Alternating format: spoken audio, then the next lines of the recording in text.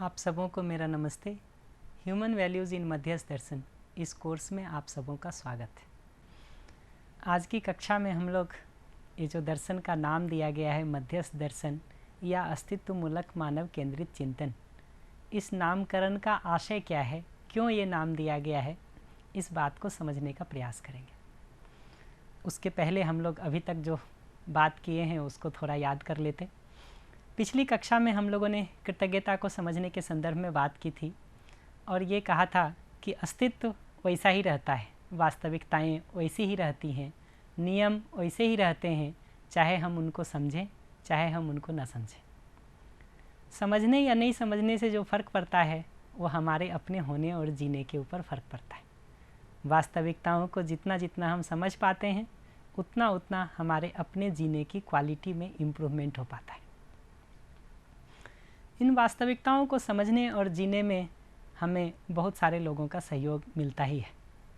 साथ ही साथ पूर्व में भी, अतीत में भी जिन लोगों ने भी इस अस्तित्व को समझने का और वैसा जीने का प्रयास किया, सफलता पाई, उनको लोगों तक पहुंचाने का काम किया है, उन सबों का प्रत्यक्ष या अप्रत्यक्ष रूप से हमें सहयोग मिलता ही है।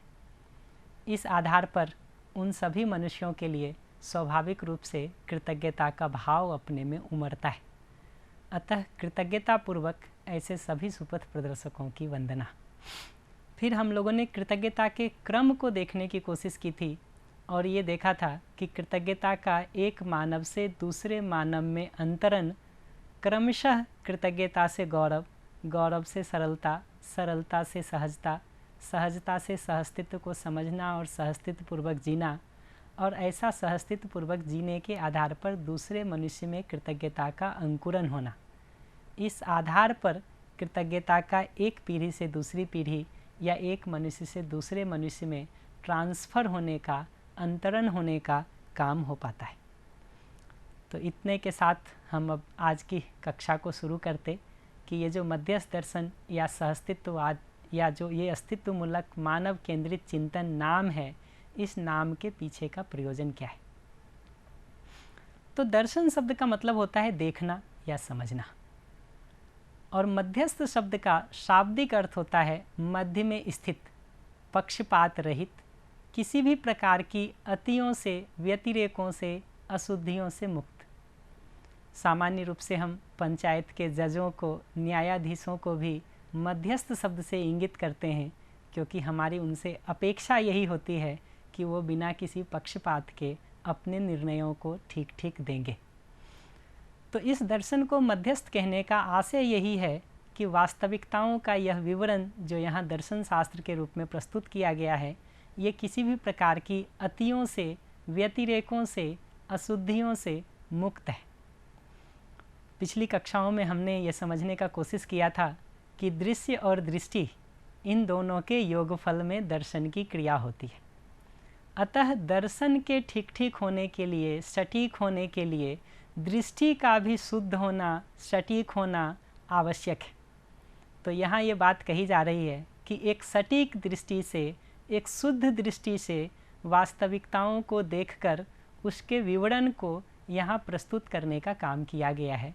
इस रूप में यह दर्शन मध्यस्थ है कि वास्तविकताओं को देखने का जो काम यहाँ पर किया गया है उसमें अपनी ओर से किसी मान्यता की, किसी प्रकार की अशुद्धियों की मिलावट नहीं की गई है, बल्कि अस्तित्व जैसा है उसको वैसा ही यथावत देख करके भाषा के रूप में प्रस्तुत करने का काम किया गया है। ये जो दूसरा नामकरण है इसका, अस्तित्व मूलक मानव केंद्रित चिंतन, उसको कहने का आशय यह है कि इस पूरी चर्चा के मूल में, आधार में अस्तित्व है एवं केंद्र में मानव है। कि चिंतन पूर्वक ये जो सारी वास्तविकताओं का विवरण प्रस्तुत किया गया है उसके मूल में, आधार में अस्तित्व है और केंद्र में मानव है। आधार में अस्तित्व होने का मतलब ये पूरा विवरण वास्तविकताओं पर आधारित है।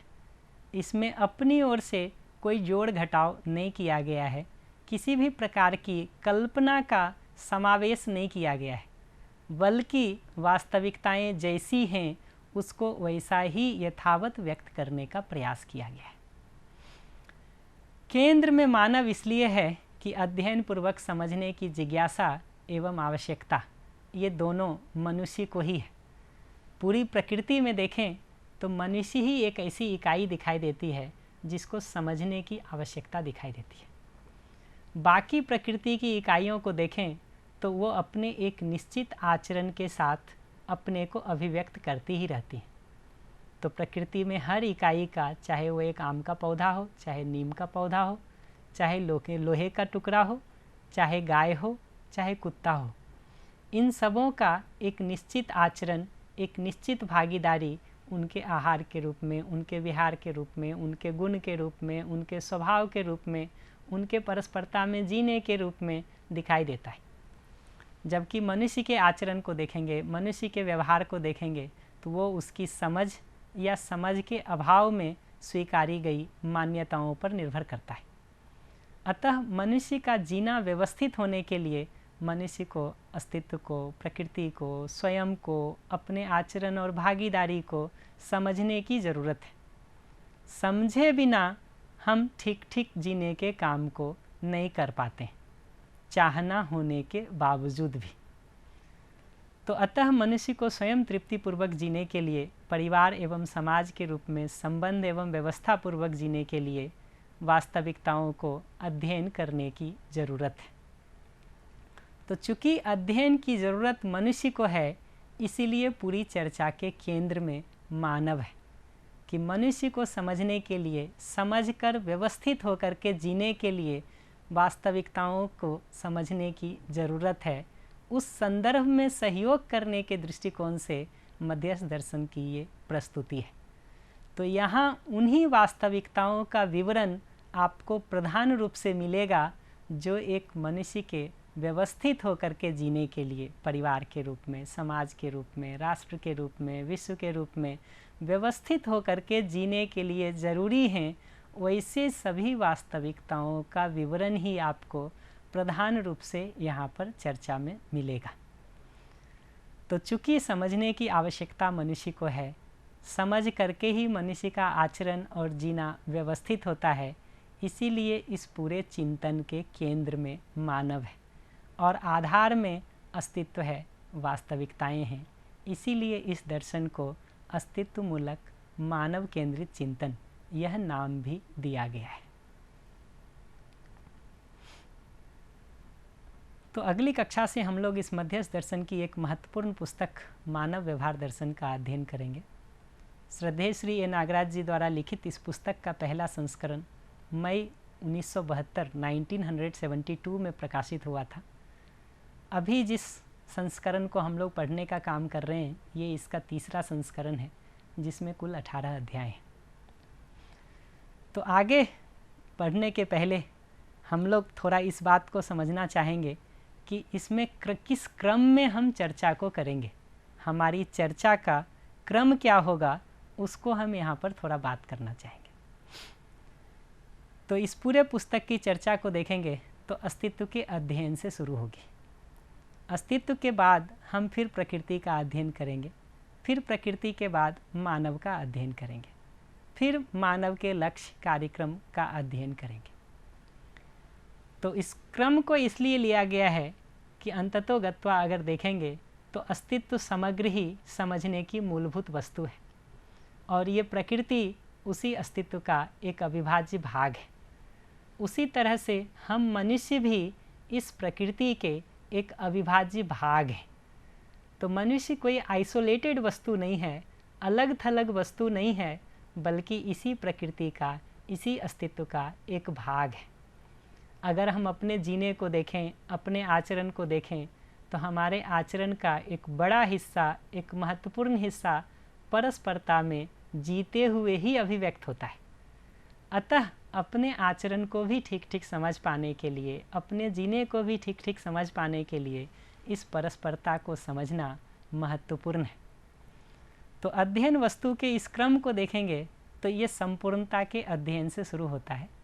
फिर संपूर्णता के अध्ययन के क्रम में हम एक एक भाग का अध्ययन करते हैं। तो अध्ययन को संपूर्णता से शुरू करते, फिर उस संपूर्णता को विस्तार से समझने के दृष्टिकोण से एक एक भाग का हम अध्ययन करते हैं।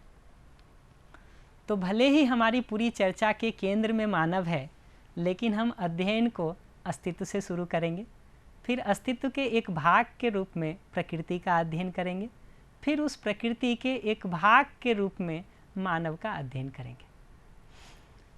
तो अध्ययन का ये क्रम देखेंगे कि कैसा क्रम है। तो ये संपूर्णता के अध्ययन से शुरू होता है, फिर धीरे धीरे उसके एक एक भाग का अध्ययन करता है। तो होल से पार्ट में जाने का ये प्रोसेस है कि पहले हम संपूर्णता का अध्ययन करते हैं, फिर उसको समझने के तहत हम एक एक टुकड़े का, एक एक भाग का, एक एक पार्ट्स और सब पार्ट्स का अध्ययन करते हैं।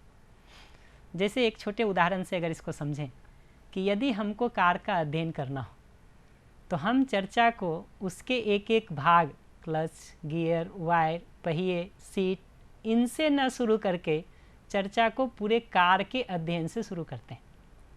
फिर उस कार के अध्ययन के क्रम में पहिए की क्या भूमिका है, क्या भागीदारी है, उसको समझने का कोशिश करते हैं। उसके सीट बेल्ट का क्या भूमिका है, क्या भागीदारी है, उसको समझने का कोशिश करते हैं। उसके क्लच का, गियर का, वायर का क्या कनेक्शन है, क्या भागीदारी है, इसको समझने का कोशिश करते हैं। इस विधि से समझने में एक महत्वपूर्ण बात ये ध्यान में रहती है कि भले ही हम पार्ट्स के रूप में पहिए का, सीट का या गियर का अध्ययन कर रहे हैं, लेकिन इस पार्ट के अध्ययन को करते हुए भी संपूर्णता यानी वो जो पूरी वस्तु है कार, वो हमारे से ओझल नहीं होती, बल्कि वो हमारे सामने बनी रहती है। इस रूप में हम एक एक भाग के, एक एक पार्ट और सब पार्ट के प्रयोजन को, भागीदारी को ठीक ठीक समझ पाते हैं। अगर वो मूल वस्तु जो इस केस में यहाँ पर इस संदर्भ में कार है, अगर उसको हम ध्यान से हटा दें, तो फिर ये पहिए का, ये सीट का, ये क्लच का, ये गियर का, ये वायर का प्लेसमेंट समझ पाना, उसकी भूमिका समझ पाना, उसकी भागीदारी समझ पाना बहुत मुश्किल हो जाता है।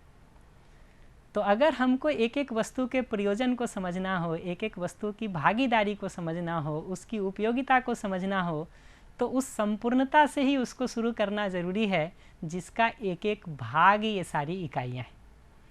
तो इसीलिए मानव के अध्ययन को भी अगर ठीक ठीक हमको करना है, तो मानव जो इस प्रकृति का, इस अस्तित्व का एक अविभाज्य भाग है, वहाँ से ही इस अध्ययन को शुरू करना उपयोगी है, आवश्यक है। इस क्रम से अध्ययन करने का एक महत्वपूर्ण कारण ये भी है कि किसी भी एक वास्तविकता को देखें तो वो अस्तित्व की अन्य वास्तविकताओं से जुड़ी हुई ही होती है। जैसे अगर हम अपने आप को एक व्यक्ति के रूप में देखें, तो हम अपने परिवार के सदस्यों से जुड़े हुए ही हैं। हम अपने परिवार को देखें तो हमारा परिवार ग्राम के अन्य परिवारों से जुड़ा हुआ ही है, हमारे शहर के, हमारे मोहल्ले के अन्य परिवारों से जुड़ा हुआ ही है। उसी तरह से हम अपने शहर को देखें, हम अपने मोहल्ले को देखें, अपने गांव को देखें, तो वो दूसरे मोहल्ले से, दूसरे शहर से, दूसरे गांवों से जुड़ा हुआ ही है। इस रूप में एक राज्य के रूप में, एक राष्ट्र के रूप में, एक विश्व के रूप में, एक धरती पर रहने वाले मनुष्य के रूप में हम सब एक दूसरे से जुड़े हुए ही हैं। इस रूप में देखें तो पूरी प्रकृति, पूरा अस्तित्व एक दूसरे से जुड़ा हुआ ही है, क्योंकि ये धरती भी अपने में कोई आइसोलेटेड सिस्टम नहीं है, बल्कि अपने से बड़ी व्यवस्था सोलर सिस्टम, सौर मंडल का एक भाग है। तो इस क्रम से अध्ययन करने से एक एडवांटेज ये होता है, एक सहयोग ये मिलता है कि हमको अंतर संबंध को समझने में भी सहयोग मिलता है। तो अगर पुराने उदाहरण को लेकर के देखें तो उसी कार के पहिए का क्लच से, गियर से, वायर से, ब्रेक से क्या कनेक्शन है, क्या अंतर संबंध है, ये दोनों कैसे जुड़े हुए हैं, ये अलग अलग पहिए को समझ के या ब्रेक और गियर को समझ करके नहीं समझा जा सकता। इसको समझने के लिए तो हमको कार का ही ध्यान में रहना, स्मरण में रहना ज़रूरी है, तभी हम इस एक एक हिस्से के अंतर संबंध को भी ठीक ठीक समझ पाते हैं। तो इसलिए पूरी चर्चा को अस्तित्व से शुरू कर रहे कि भले ही हमारे केंद्र में मानव का अध्ययन है, अपने व्यवस्थित होकर के जीने का अध्ययन है, लेकिन चूँकि हम परस्परता में एक दूसरे से जुड़े हुए ही हैं, इसलिए इस जुड़ाव को देख पाने के लिए, इस अंतर संबंध को देख पाने के लिए उस पूरे का एक व्यू हमारे पास होना ज़रूरी है।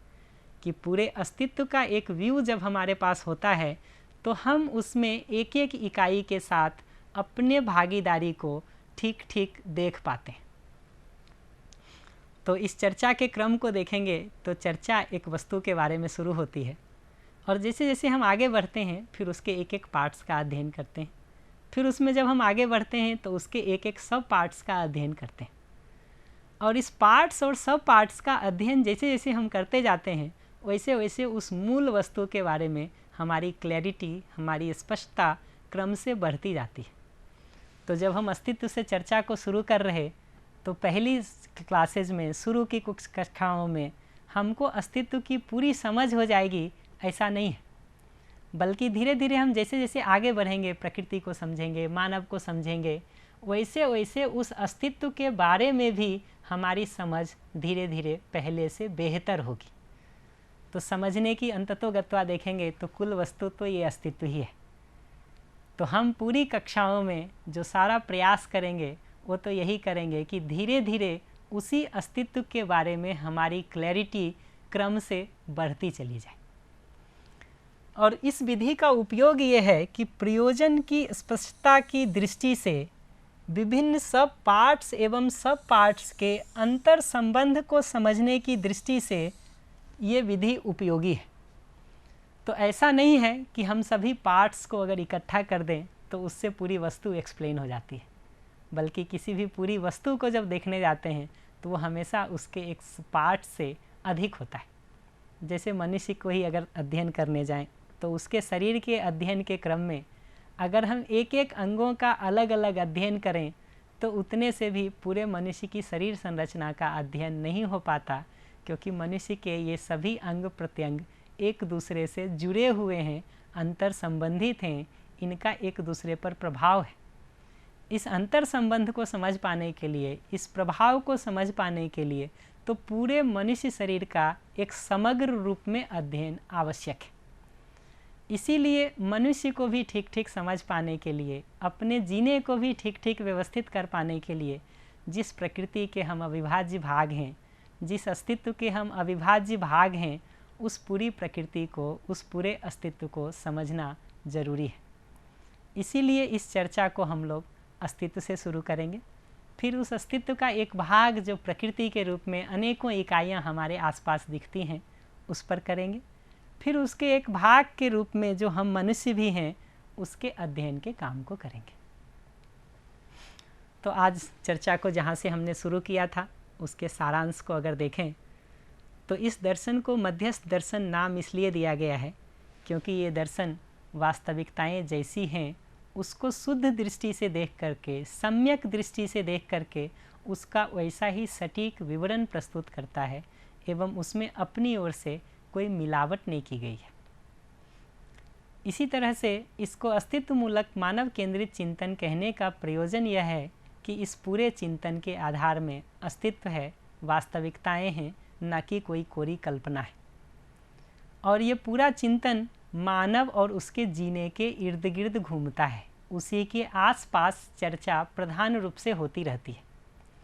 केंद्र में मानव को इसलिए रखा गया है कि अध्ययन और अभ्यास पूर्वक अस्तित्व के नियमों को समझने की और वैसा जीने की ज़रूरत मनुष्य को ही है।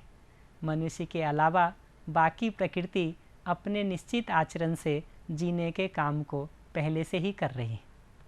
मनुष्य ही है जो समझ करके, समझने के आधार पर अपने जीने को व्यवस्थित कर पाता है। तो चूँकि चर्चा मनुष्य के लिए हो रही है इसीलिए केंद्र में मनुष्य है। और पूरी चर्चा का क्रम यह है कि हम पहले अस्तित्व के बारे में बात करेंगे, फिर अस्तित्व के एक भाग के रूप में प्रकृति के बारे में बात करेंगे, फिर प्रकृति के एक भाग के रूप में मानव के बारे में बात करेंगे। तो चर्चा का ये जो क्रम है ये संपूर्णता के अध्ययन से शुरू करके धीरे धीरे उसके एक हिस्से का अध्ययन है कि हम अस्तित्व के अध्ययन से चर्चा को शुरू करेंगे, धीरे धीरे प्रकृति के अध्ययन और मानव के अध्ययन के काम को करेंगे। और ये क्रम इसीलिए रखा गया है कि मानव आइसोलेटेड नहीं है, बल्कि इस प्रकृति, इस अस्तित्व का एक अविभाज्य भाग है और अस्तित्व की, प्रकृति की अन्य इकाइयों के साथ जुड़ा हुआ ही है। इसलिए मानव मूल्य को भी जब हम ठीक ठीक समझने जाते हैं, मनुष्य को भी ठीक ठीक समझने जाते हैं, तो इस पूरे प्रकृति, पूरे अस्तित्व का एक व्यू हमारे पास होना ज़रूरी है। तो अस्तित्व से के अध्ययन से हम चर्चा को शुरू करेंगे।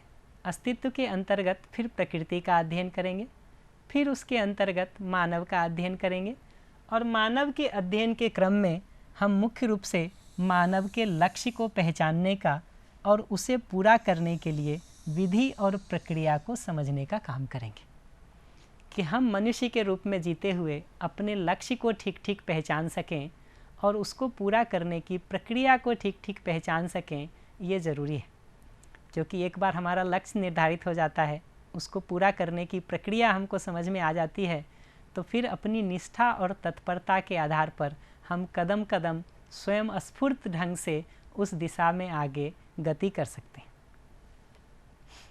तो अगली कक्षा से हम लोग मुख्य रूप से मध्यस्थ दर्शन की पुस्तक मानव व्यवहार दर्शन के अध्ययन को शुरू करेंगे और जैसा कि मैंने पहले बताया कि चर्चा को हम लोग अस्तित्व से शुरू करेंगे।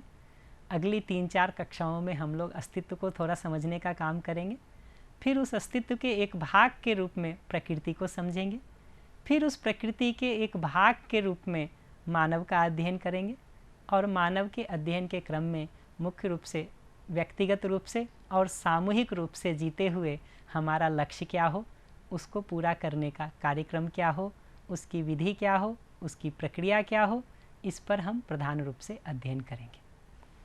तब तक के लिए ये 2 बातों की जांच परख करके देखी जाए। पहली बात ये कि अस्तित्व की वे वास्तविकताएं जो मनुष्य के तृप्तिपूर्वक जीने से प्रधान रूप से जुड़ी हुई हैं, उनका अध्ययन वरीयता क्रम में पहले करना उपयोगी है या इस क्रम की कोई आवश्यकता नहीं है। तो कहने का तात्पर्य ये कि अस्तित्व में अनंत इकाइयाँ हैं, तो क्या इन अनंत इकाइयों को अध्ययन करने का हमारा कोई निश्चित क्रम होगा या नहीं होगा। यहाँ पर जो प्रस्तावित बात है वो ये कि हमारे व्यवस्थित होकर के तृप्तिपूर्वक जीने के लिए परिवार, समाज, राष्ट्र और अंतर्राष्ट्र के रूप में व्यवस्थित होकर के जीने के लिए जिन बातों की महत्वपूर्ण रूप से आवश्यकता है, उनके अध्ययन से हम चर्चा को शुरू करेंगे। और इस पर हम लोगों ने पीछे बहुत विस्तार से बात किया था कि समझने की आवश्यकता मनुष्य को है। मनुष्य अगर ठीक ठीक नहीं समझता है तो कई बार हमारा आचरण परिवार के लिए, समाज के लिए, राष्ट्र के लिए समस्या का कारण बन जाता है। तो ये देखा जाए कि अपनी सामान्य ज़िंदगी में जिन बातों को भी सुनिश्चित करना आवश्यक होता है, महत्वपूर्ण होता है, उनको हम पहले सुनिश्चित करेंगे या जो कम आवश्यक है, कम महत्वपूर्ण है, उन पर हम पहले प्रयास करेंगे। और दूसरा ये बात देखा जाए कि हम मानव के रूप में अलग थलग हैं या अस्तित्व की अन्य इकाइयों से जुड़े हुए ही हैं।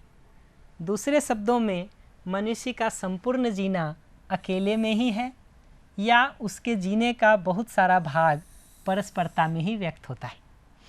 ये समझना इसलिए ज़रूरी है कि एक मानव के रूप में अगर हम अपने में भी तृप्तिपूर्वक जीना चाहते हैं तो उसके लिए भी ये बात समझ में आती है कि अगर संपूर्णता के साथ हमारा जुड़ाव है ही, अगर अस्तित्व की इकाइयों के साथ हमारा जुड़ाव है ही, तो हमको अपने में तृप्तिपूर्वक जीने के लिए भी अस्तित्व को ठीक ठीक समझना, इनकी इकाइयों को ठीक ठीक समझना, उसके साथ अपने अंतर संबंध को ठीक ठीक समझना आवश्यक है।